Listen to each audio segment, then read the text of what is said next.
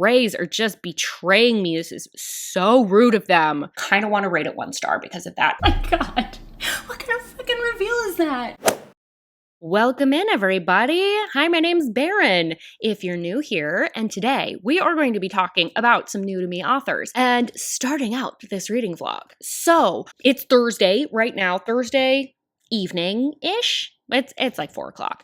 But I wanted to start this because I had kind of started one of the books. I wanted to do some new to me authors because I have several books from several different authors that I've never read before. But in my mind I have, and I love them, but I've never read them. I also wanted to do this because I've been in a reading slump and have not been branching out. Once I find a trope or an author that works, I just read that trope or that author to death. I read it into the ground until I'm so sick of it I never want to hear about it again. I have to go where the winds take me with this slump, but now that I'm starting to come out of it, I want to start branching out again. And I also want to try and read some bigger books because I've had to read very short books during the reading slump just to feel like my head's above water. So that's been fun. That was overdramatic. That was unnecessary. Oh, these grays are just betraying me. This is so rude of them. So we're doing new to me authors. So there's 2 that I know for sure I'm going to do, and I have them in front of me right now. So I have No Tomorrow by Carrie Ann Cole. This is the one that I'm about halfway through. Also have Hollow Heathens by Nicole Fiorina.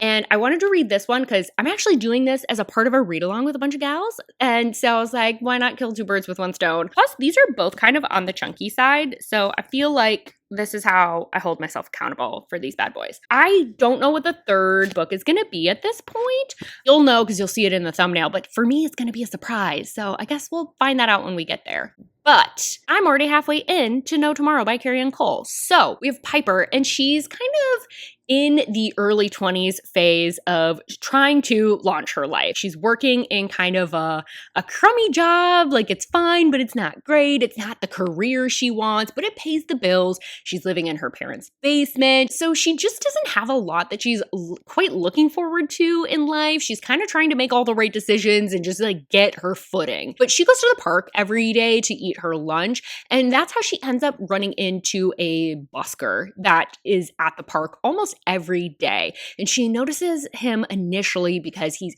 very attractive. He's got this long hair, a distinctive feather earring. He's got a beautiful voice. So she's really enamored with him. And he starts paying attention to her. And for her, this is very flattering. She's not had a lot of people pay attention to her or care about what's going on with her. She just doesn't have a lot of friends. And she also doesn't have a lot of boyfriends. They have this sort of like whirlwind, spicy time. And eventually, because he is transient, he ends up moving on very abruptly, and she doesn't have any way to contact him. 5 years later, she finds out he's in a very famous band, ends up pulling some connections that she has to get tickets and reunite with him. But there's a lot of issues. Reconnecting is just the first step in a long, toxic, and angsty relationship. Normally, I would have updated you, especially on such a, this book is so long. I think it's over 600 pages. Oh my gosh, it's almost 700 pages. This is a chunky boy. Normally I would have updated you sooner, but I kind of felt like when you're listening to a song and you're waiting for the beat to drop and you're kind of like, okay, it's coming any second now, and then it's just not dropping. That's how I felt with this book. This intro portion where they're having this kind of like whirlwind romance took so long to get through. We do need to establish that they have some sort of connection in order to like make the rest of the plot work. But because that was part of the blurb, I thought we would get through that a lot faster. So I was just like, is he gonna leave now? Is he leaving now? What about now? Just through that whole section.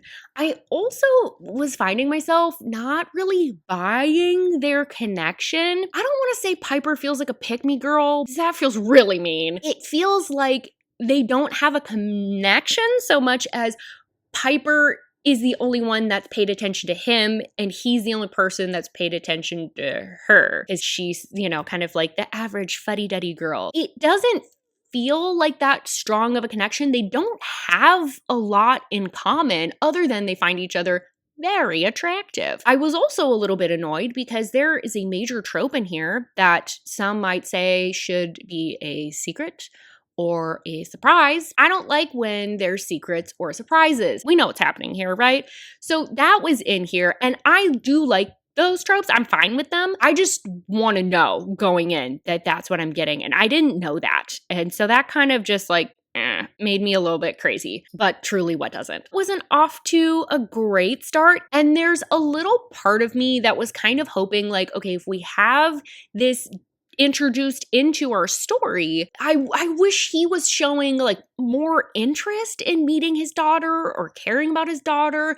I wish that our heroine was maybe prioritizing her a little bit more. She kind of keeps getting pulled into his tornado. I think would be such an easy way to build tension here because she has very valid reasons to keep their daughter away from him. Mentally, there's clearly something going on. We don't have anything identified just yet. And also a mild spoiler, there's drug addiction and drug use in here. So now you know. Now you know all the secrets. They're all out in the open. I'm feeling like a little bit conflicted about this because I think that the premise is good and I like the idea of this story, but it just kind of feels like the execution, it just isn't one that's working for me. And I think part of that honestly might be the writing. This utilizes a writing style that I don't really love. And I always have a hard time articulating what it is about this that bothers me, but there is a style of writing where it's a lot of stating feelings or stating that things are happening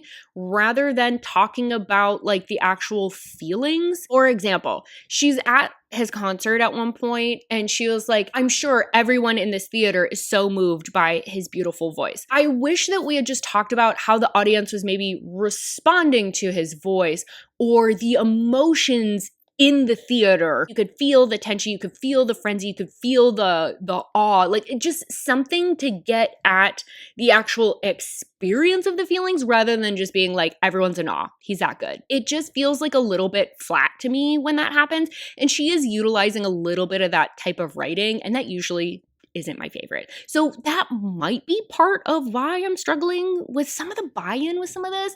I don't know. I'm so conflicted because I look at this book on paper and I'm like, I should love this book. This should be a 5-star, easy. And yet it's just not. That's where I'm at for the moment. I will continue reading and probably update you now that I feel like I'm actually in the thick of the plot. I'll try and update you a little bit more. I am hoping to read some more tomorrow because tonight I am going out to dinner with friends. So that reading's pretty much not going to happen tonight. See you soon. Hi. So we are in my bathroom because I am getting ready for a pumpkin beer fest. Excuse the shirt. Yes, I do wear this in public every year for this beer festival. It gets a laugh. It gets a giggle. It's my favorite. Me and my best friend actually wear these shirts every single year. Not the point, not why I'm here. It does feel a little bit much for YouTube. But alas, it's the shirt I have on. I'm just going to do my hair while I'm like talking to you a little bit because it's a little bit frizzy from being in a bun all day. I'm now about 75% in, I would say, to No Tomorrow. And I've been like this whole time contemplating like, why isn't this working? Why isn't this working? I just don't like this hero that much.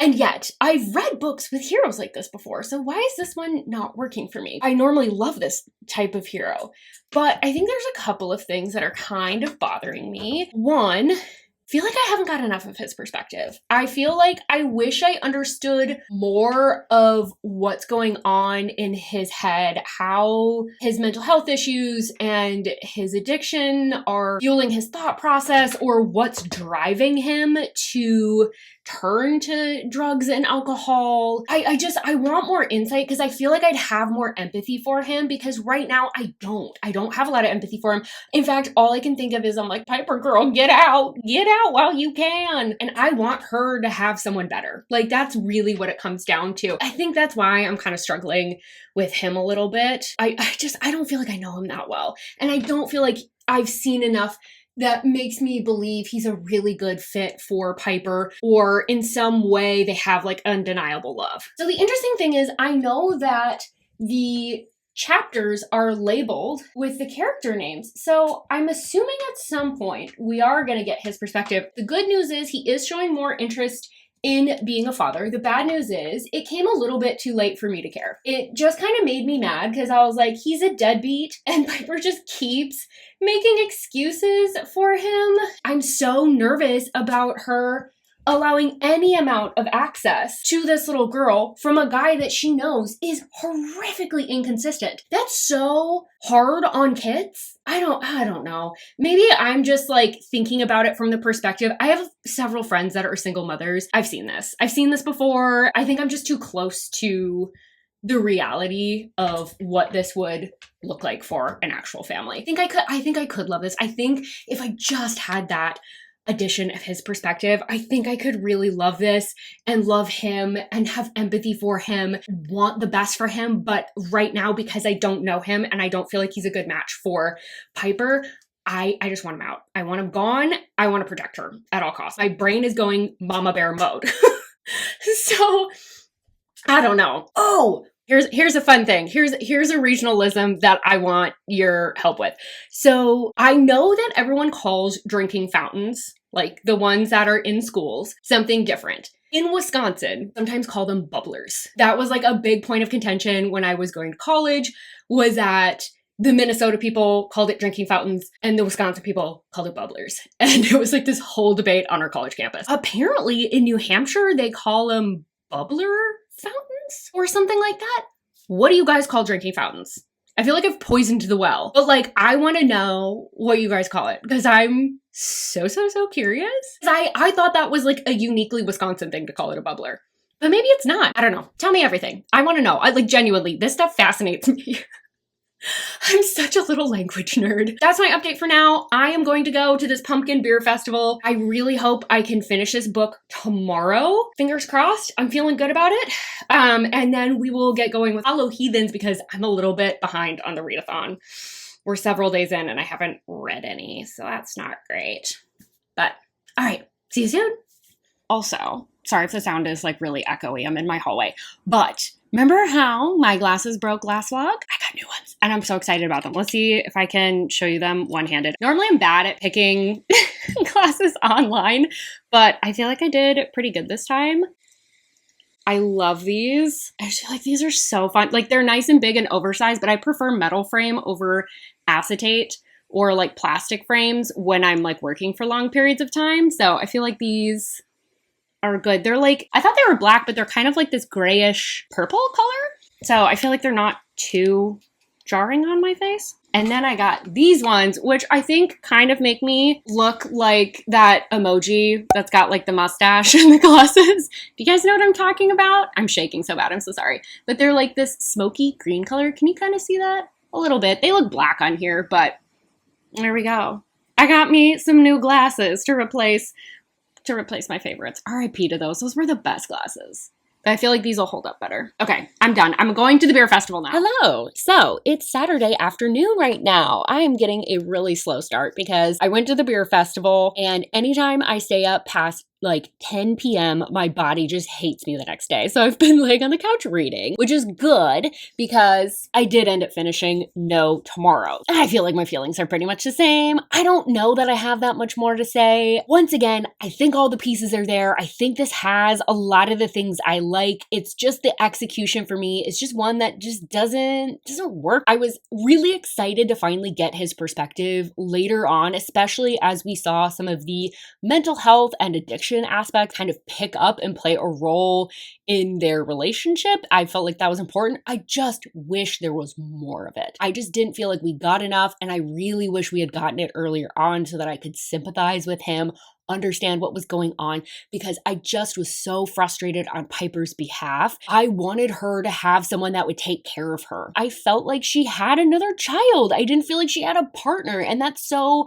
frustrating, and that's not what I want for my heroines. I want to live the fantasy. And if we are going to have a messy, wild hero that's got all of these addiction and mental health issues, I like when the heroine is also kind of like that. And so they relate on that level and they seem like a good fit because they get each other and not because one of them can fix the other person. Because it felt like Piper was like, but daddy, I can fix him. Like that was the energy she was giving. Surely there's someone else that can be a real partner to you and not someone that you constantly need to take care of. There was also a comment made that I felt like was a huge red flag that kind of confirmed this suspicion for me that there is sort of like a parent-child relationship between the two, which was that Piper said that her daughter became protective over Blue and was like getting really good at reading his emotions. That's not necessarily a good thing.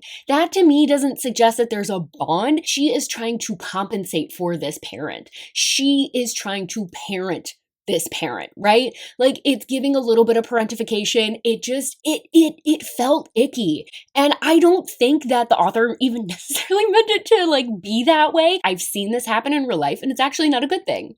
That's actually a sign that there's dysfunction in the home. But that is how I'm feeling about No Tomorrow. I don't know how to rate it. I am kind of between a 2 and a 3 star. That's where things are at with that one. I am going to pick up Hollow Heathens next. I don't think I'm going to get any reading done today because I need to get my crap together. I need to FaceTime with our friends in Japan to confirm some of our trip details. And I also need to go to Trader Joe's because I need to pick up stuff for dinner. And I also just wanted to get some like fall decor because they have like lots of inexpensive like pumpkins and gourds, and maybe get some mums and decorate the front stoop. So I got to get going on that because the day's almost over. I spent the whole day on the couch. I'm going to go do that. And then once I get a handle on what Hollow Heathens is about, I will provide an update on that. See you soon. Hello. So it is now Monday afternoon. It's like 3 o'clock. Didn't get a chance to really update you on Sunday, but I also didn't really have an update. I was running errands and going to the farmer's market, watching football and spending time with my husband, watching horror movies. Like I was just living my life. But now I am maybe about 25%-ish into Hollow Heathens by Nicole Fiorina. I thought I'd give you a quick update on what it's about and then also just kind of my initial impressions at the moment. This is about Fallon Grimaldi, and she is from the town of Weeping Hollow. She spent most of her childhood in Texas, but she has now received a letter from her grandfather indicating that he's pretty ill. She's gonna go back to her hometown and take him. And when we meet up with her at the start of the book, she's trying to even figure out where this town is because this town's a little unique. It's a little quirky. It doesn't quite exist in the same way that other towns do.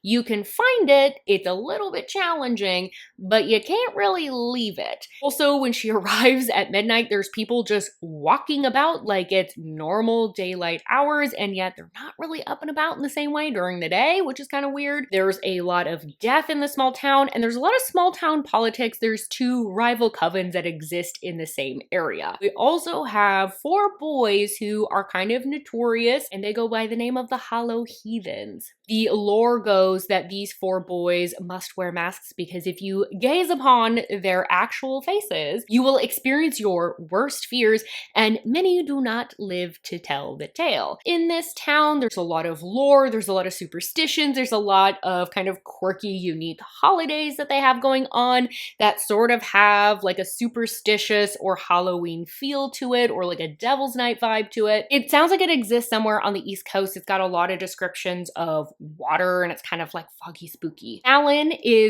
ends up meeting up with her grandfather, and then she is trying to get herself established as a mortician. That was something that she did on the outside as well. Her mom died in childbirth. I think her father has also since passed, and she just didn't really fit in with the people outside.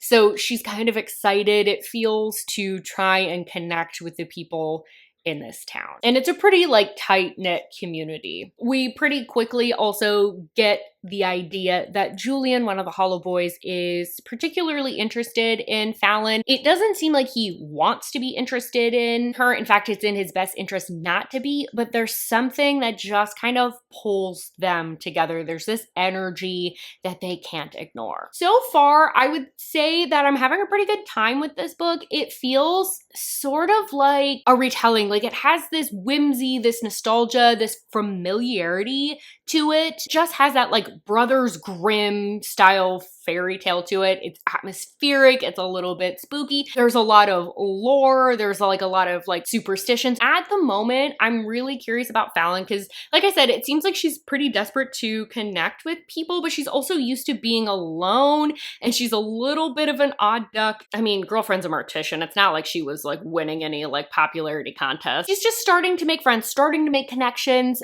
She's had a few run-ins with Julian. We haven't gotten his perspective terribly much at this point. I mean, we're only 25% in. Like what I've seen so far, I'm curious because there's like this death, this spooky, ominous feel around these boys. They're a little bit mysterious. Kind of has like a similar energy to almost Hollow Boys from, oh, that's interesting. It almost has a similar feeling to Hollow Boys by Monty J in that regard, where it's like these ostracized boys. That's where I'm at the moment. I'm having a good time so far. I've been switching between the audiobook and reading it physically and sometimes doing both.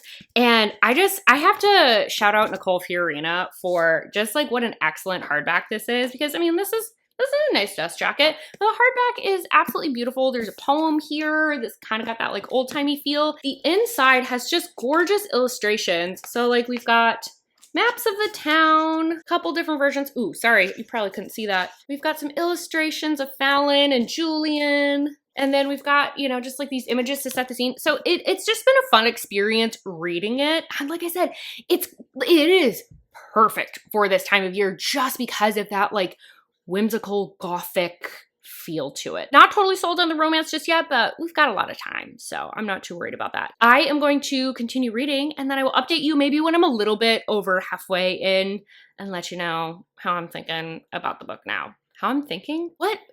Is that grammatically correct? That can't be. Whatever. See you soon.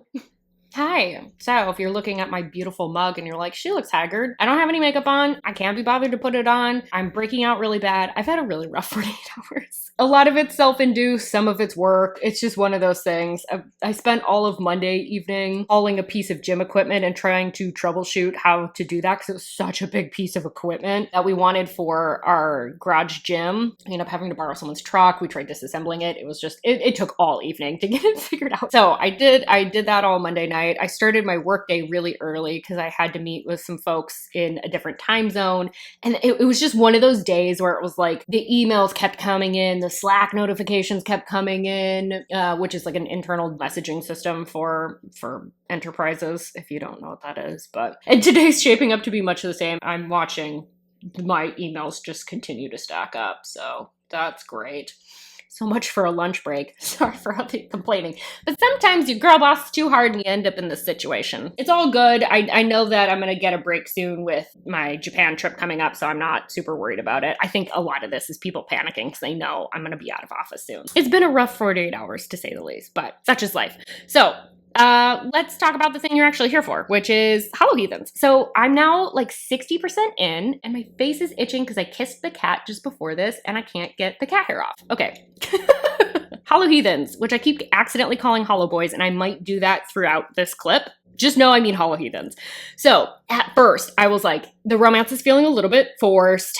Sometimes it's hard for me to buy in when there's like magnetic attraction. They can't stay away from each other. I was kind of like, okay, that's nice. It's just a hard thing to pull off. But now that I've gotten to know them, I really like them. I really like them. He's really grown on me because he's really helped her out of some tough situations, come to her defense. He made a fool of himself for her. And it was one of those scenes that just like made me like blush and giggle a little bit. You can feel more about how like they're connected and why they're so drawn to each other. There is so much death. I know I said that in the last clip, but like the bodies are stacking up. It's a war zone in this small town. Because Fallon can talk to ghosts, we have more insight into like what's going on because she can like chat with the people that have died. Although it seems like maybe someone's onto her at this point, but we don't know for sure because she hasn't said anything to anyone. So how would anyone know that? I will say the plot is moving just a hair slow. It's not really a bad thing. It's not really a good thing. It just is a thing that exists and is part of this book. I think part of that is just because we're getting so many pieces and they're being very evenly distributed as we're going. And it's not like things things aren't happening, right? It's just like the plot isn't really pushing forward significantly.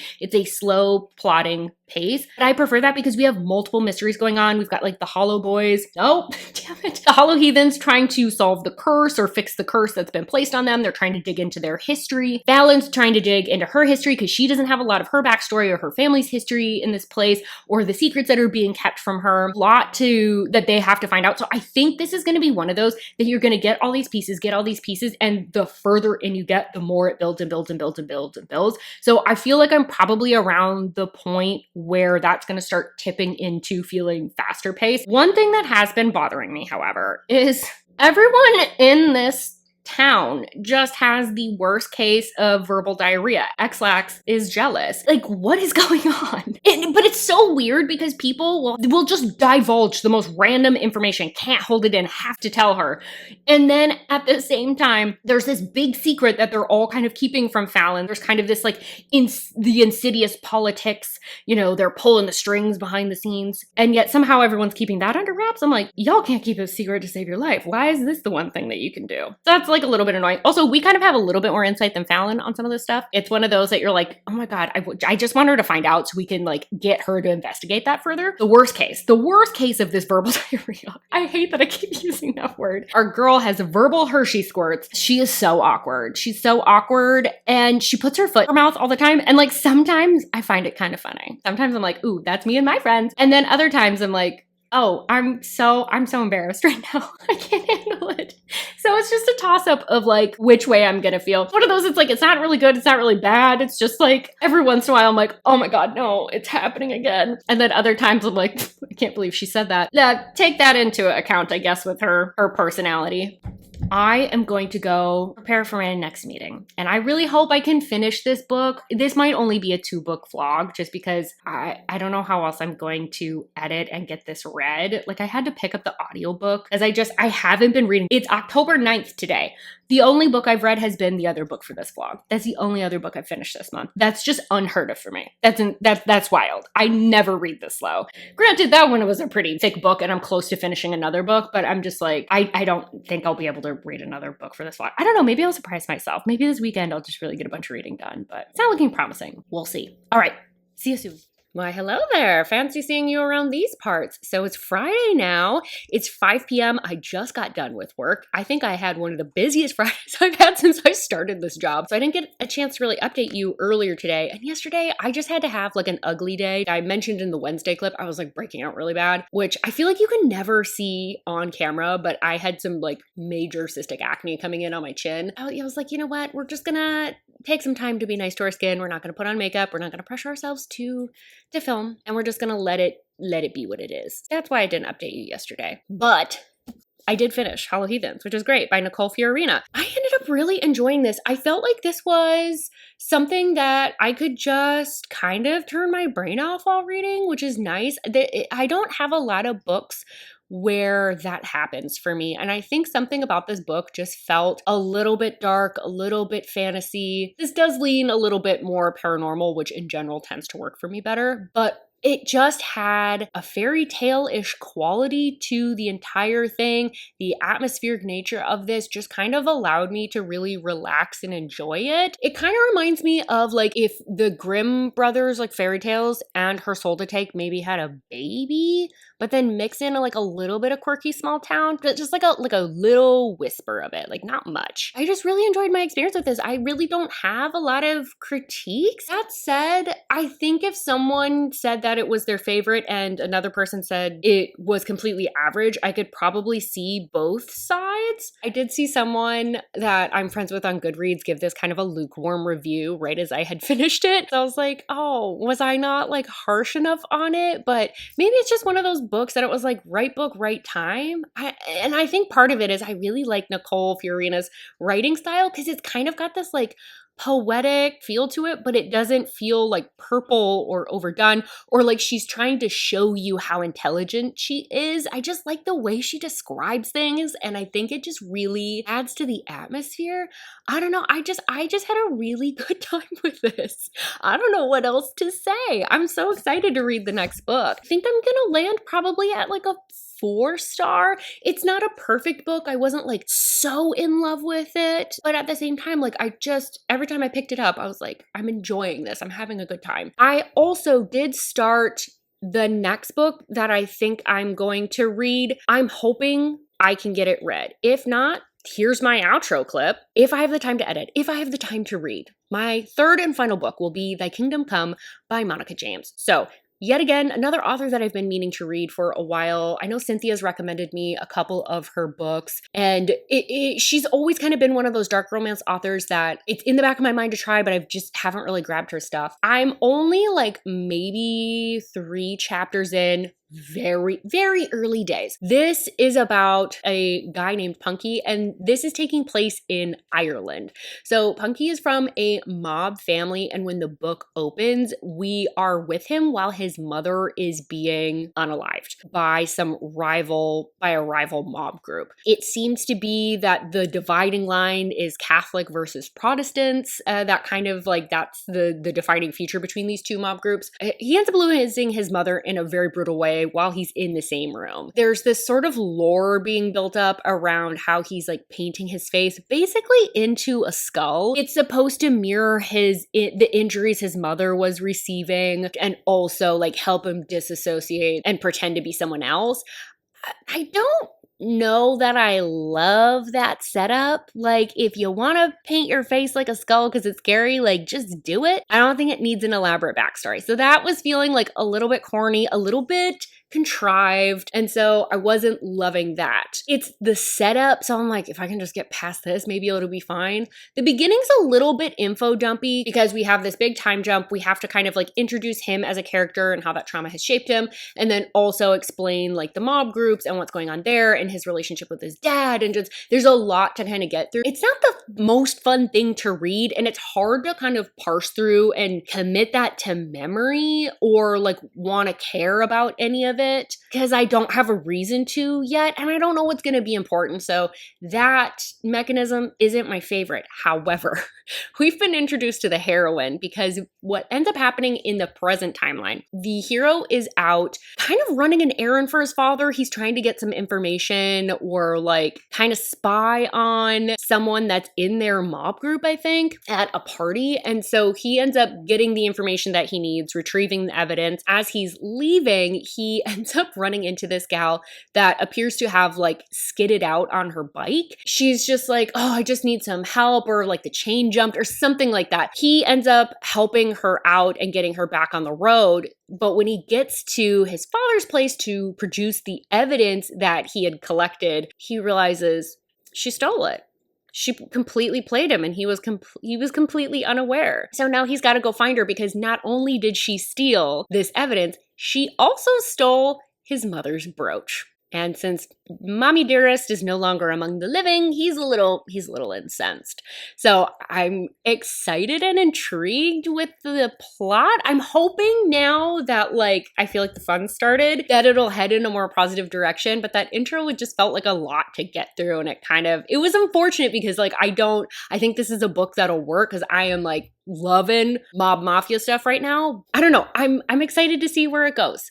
So hopefully it goes well. I'm gonna try and update you sometime tomorrow. I'm really hoping I have time to read. I'm planning to pack for my trip tomorrow. If I don't see you till Sunday or Monday, you know what happened. She was getting decision fatigue while packing. You are correct. Soldier on. See you soon. Hi, good morning. It's Sunday morning. I apologize. I am whispering because my husband is asleep still. It's Sunday. I didn't get a chance to update you yesterday, but I'm 60% into Thy Kingdom Come by Monica James. So I wanted to give you an update because I'm going to finish this bad boy today. And unfortunately, this is not a good update. It's not a better update. Let's start with the plot. The plot is probably the strongest part. It's the most interesting, figuring out like who killed Punky's mom, why his dad isn't, avenging her death, what happened here, right? Punky gets information and then he immediately acts on it. So I think he talks like he's a very sophisticated investigator. It's not very sophisticated. I mean, he didn't even withhold a secret that he found out about and like figure out how to strategically use that or find out if, someone would reveal or show their hand. It just wasn't particularly sophisticated. I don't know how this will like come together. But the steps so far have just felt a little bit tropey and predictable, so still kind of fun. So it's a little bit of a mixed bag. But I think that's the strongest part of this book. The heroine also has her own mystery. She's got her own secret. She's withholding it from us as the audience. So we also don't know. It is a little odd though, because it almost seems like there's two parts to her deceit. The motives don't seem like they align. I'm a bit confused about it. I'm sure once we find out the identity, it'll make more sense. But I was like really struggling to kind of piece together. I'm like, I don't know how these two things can fit without knowing what her motives are. So that's been a little bit confusing. Also, her name is Baby Doll. What is with the names in these books? These sound like children's names. These are grown adults. Whatever. Though what's really disappointing and really not working is the romance. The romance is not good. They're not really spending any time together. And so there can't really be a ton of relationship development. And then when they do get around each other, they just kind of talk like, oh my God, there's this magnetism. I can't stay away. Remember when I was talking about Hollow Heathens? I was like, that's a hard thing to pull off because you have to really show it. And it's not working in this one. It's not working in this one because I don't have any demonstrations. I don't have any actions that explain to me why they like each other. And the characters themselves don't know. They keep asking themselves, I don't know why I'm drawn to him, her. Why do you like them? Why are you drawn to them? I don't understand. If you don't understand, how am I supposed to understand? Especially if I don't have any actions to demonstrate where I might be able to interpret or understand why you like each other without them necessarily being fully cognizant, fully aware, and having thought through it. It feels like such a cop-out. It feels like, I'm going to be honest, it feels like lazy writing. So the only conclusion that I can draw is that they're sexually attracted to one another and they find each other hot. But I don't think they have anything in common. That got a little loud, so hopefully my husband doesn't wake up. But I think the mystery is kind of like saving this for the most part because I do want to find out the answers. I think that's the only thing really keeping me reading at this point. All right, see you soon. I was just listening to the audiobook while I was cleaning and I can't. I'm almost done with the book and I know the heroine's identity now. And it turns out they have a lot in common. Like a lot. Just nothing to do with their personalities. Oh my God. For the people who don't mind spoilers and don't ever plan to read this. They share a lot in common. Like DNA. They share DNA. They have the same dad. They're half siblings. That's so nasty. What in the ever-loving fuck is happening? What in the Empire Strikes Back Luke and Leia bullshit is this? My God, what kind of fucking reveal is that? Also explains why her identity did not make any sense before. What a choice. What a choice. I'm still cleaning. I got a little bit further in, and this ending is just absolutely bonkers batshit. Okay, for spoilery people that want to stick around, here's some spoilers for you. So the step-sibling thing just got reverse uno'd. Don't know what's going on there. So apparently they're not related. But also there's so many time jumps happening. Like 10 years are passing in like a chapter. And then also we're getting a villainous monologue via a letter. So the ending's also an info dump. What is this book? It was like average before, but this ending is so bad. What is this? I'm going to finish this and then we'll wrap this bad boy up. All right, so I have finished Thy Kingdom Come by Monica James. What a book. What an ending. So many choices were made with that ending. Yeah, couldn't have predicted that if I wanted to because it's just that freaking weird. Like maybe up to like the 80-90% mark, it felt pretty mid to me. I don't know what to make of this book because I was so invested in the plot and there was so much weirdness and so many bizarre choices with the twists and turns. It just tanked my enjoyment. Kind of want to rate it 1 star because of that. It would have been a 3-star, but I really badly want to rate it a 1 star. I'll probably settle for 2. Genuinely, I do not like this book at all. And I think part of it is the writing style. It just feels a little bit immature. It feels like I, as a reader, am not being trusted to put the pieces together. There's so much over-explaining and info dumps. Like the ending, we end on an info dump of like a villainous reveal. It's very unsophisticated feeling, especially with the fact that I did not feel like I was being trusted as a reader to pick up what the author was putting down. So like, for example, in one scene, she was saying like, oh, he's touching me me with purpose. And he's touching her nether her south mouth, if you will. Then she immediately after, the next sentence is, he's touching me to turn me on. I know what he's touching, so of course that's what he's trying to do. And then like a couple sentences later, it would be like, I felt his heart on pressed against me, meaning he was turned on. I am in my mid-30s. I know what a heart on means, okay? Seriously? You thought you needed to explain that to me again? And then the one that absolutely killed me, well, that was maybe not the best phrasing. You'll figure out why in a second. He says something like, oh, I would kill to protect my mother's memory. Her next internal thought right after that is, he's just revealed that he would kill. I know, I was fucking there. It's so bad. I'm sorry. This ending has made me so bitter towards this book. I mean, it did give me a good laugh, which is nice. I can't in good conscience recommend this. There's so many better books out there. So quickly to recap, I think Carrie Ann Cole, although I didn't love No Tomorrow, I think I would try more from her backlist. I have quite a bit of it on my TBR in general. And I think if I can get away from the like deadbeat dad style storylines and I don't have as many like personal connections, then maybe I'll have a better time with her books. I think that's just a little bit of a sensitive topic because I'm feeling defensive on my friend's behalf. I definitely want to read. She's got one about reincarnation and I can't remember what that one's called. I'll put the cover in here so you guys can see it. But I definitely want to read that one. And I know Cynthia recommended me another one of hers. I can't remember that title, but I'll put the photo of that one in here as well. With Nicole Fiorina, oh my gosh, I can't wait to continue on in the series. I think I'm gonna read Bone Island once I'm done with this video here.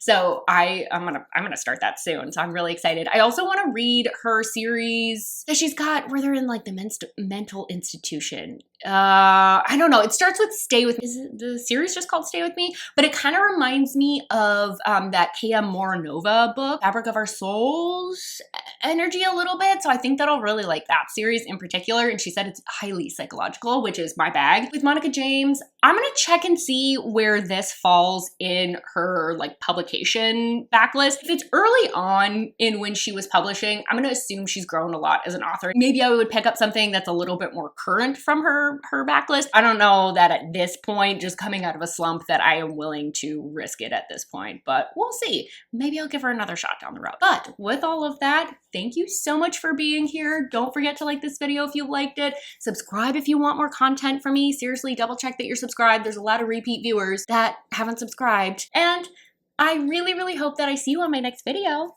Bye-bye.